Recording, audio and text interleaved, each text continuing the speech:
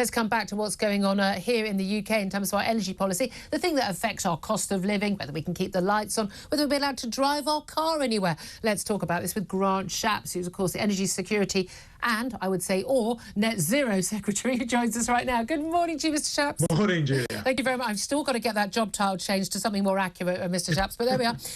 I want to ask you, first of all, though, about these new charges that Donald Trump is facing, 4 new criminal charges, arguably the most serious yet.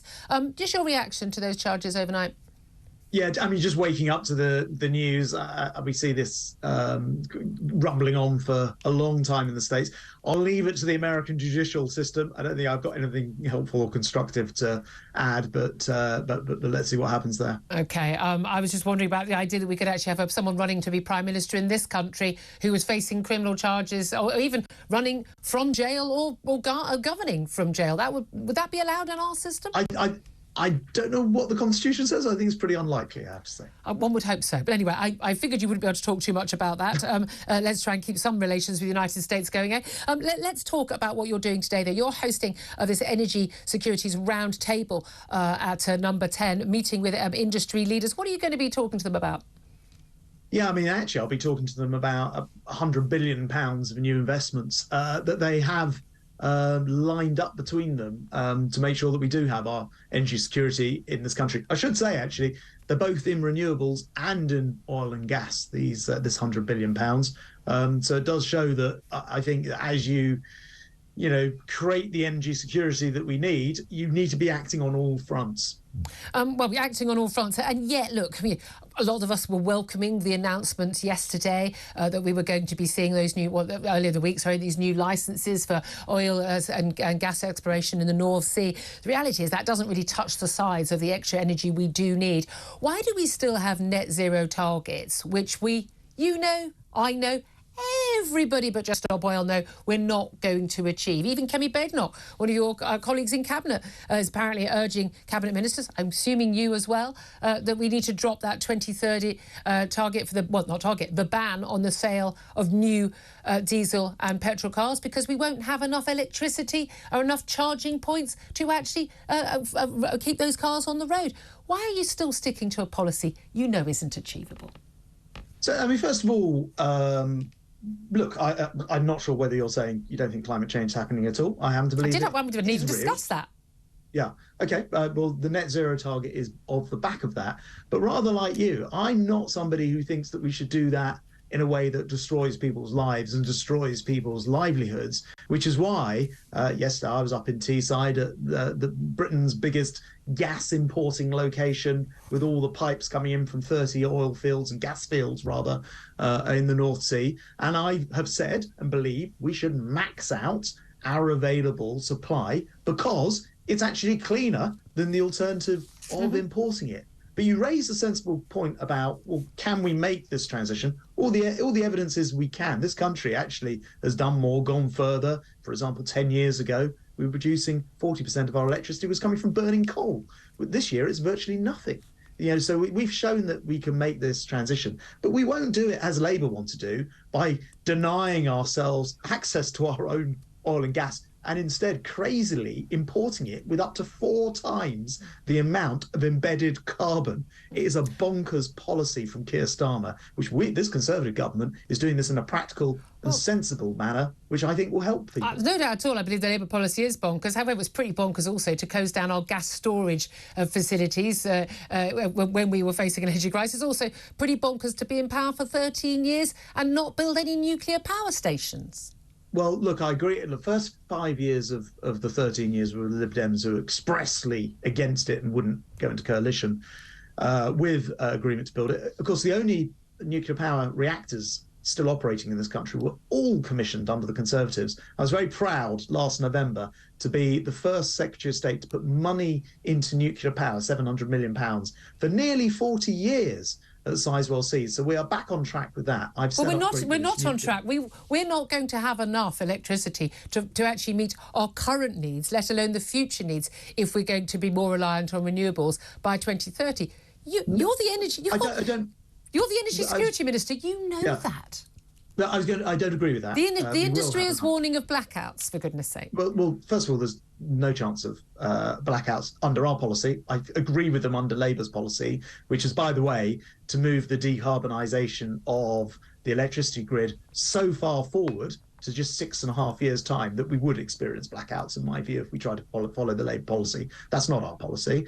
We're producing about 16% of our electricity last year from nuclear. I'm going to get that back up to a quarter of it by the middle of the century. And we're producing way more renewables, which have disadvantages when the wind isn't blowing and the sun isn't shining, which is why we also need the investment in things like battery storage, but also in gas and oil, which is why, as I say, we've got this very balanced approach to this that both meets our targets, but also doesn't leave families essentially destitute. Yeah, but you are going to leave families in difficulties with this 2030 ban on the sale of new diesel and new petrol cars, because that is going to be very difficult. But you know electricity prices are going to go up. We've also got a situation where, I mean, certainly the law in Scotland, but they're planning to bring this in as law in the UK, in the rest of the UK and England as well. Heat pumps, you basically won't be able to sell your house if you don't meet certain requirements in terms of your environmental friendliness, which will pretty much involve you having to have a heat pump rather than a gas boiler. I mean, this is going to devastate millions of people's lives and their ability to move up, to sell a property, to buy a property. I mean, these have real-world impacts on people, and this is a Conservative government claiming to be worried about the cost of living for people that is going to impose these huge extra costs on people. So first of all, let me just clarify a couple of points. First of all, you said no more diesel and petrol cars in 2030, 6 years' time. Sale of new ones. Yeah.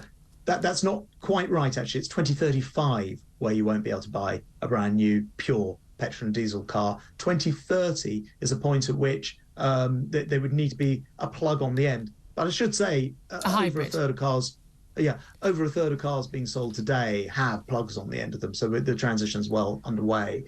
Look, when it comes they cost a lot more than diesel and petrol cars, though. They do, but the price is likely to. The price is likely to align for the simple reason that if you look at an internal combustion engine, it has about 20,000 moving parts. A electric car probably has 200 moving parts. It also has a battery that needs to be replaced after 10 years at the cost of often 10 grand. They don't need to replace after 10 years. That's not correct. How long do they last? Well, probably, of course, they haven't been around long enough to know for sure, but probably 15 years. Probably 15 by which years. Point, that second-hand car market's going to be a bit stuffed then, isn't it? Well, I was going to say, I typically buy cars and keep them until they've, till they completely conk out. My last car was 15 years, as it turns out, and I got £200 for it. So actually, that was a regular car. So after 15 years, cars tend to be fairly worthless anyway. I should also point out on the gas boilers at home thing, again, I agree with you and I disagree with Labour's policy, which is to ram this thing through so fast that essentially it put people into fuel poverty, and that's the upshot of Labour's policy.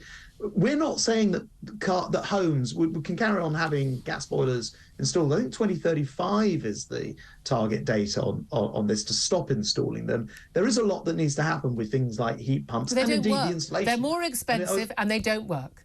Well, okay, they don't heat homes. Even the guy in Scotland who runs the heat pump company says they don't work.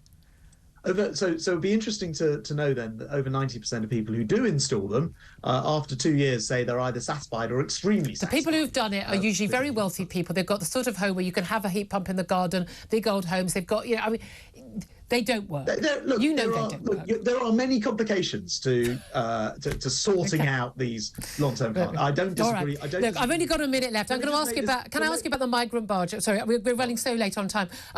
We've got the situation where we've got this BB Stockholm barge. No one's going to arrive on it until next week at the earliest. Fears over the fire safety. Prime Minister saying he's going to take people out of hotels who are asylum seekers. Where is he going to put them all?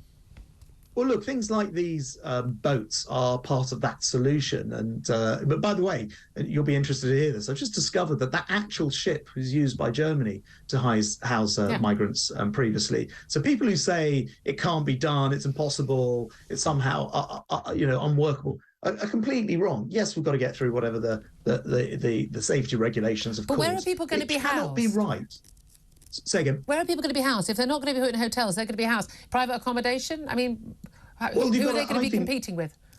I think you've got to have alternative accommodation. Ideally, you actually just want to stop people from coming here in the first place, which is why we passed, against tooth and nail objections from Keir Starmer, voting against it dozens of times. We passed a new piece of legislation to try to stop these small boats from arriving. But again, to try to... Grant Shapps, Energy Secretary, I'm so sorry. I'm going to have to leave it there. Apologies for you for that. Thank you so much for joining us.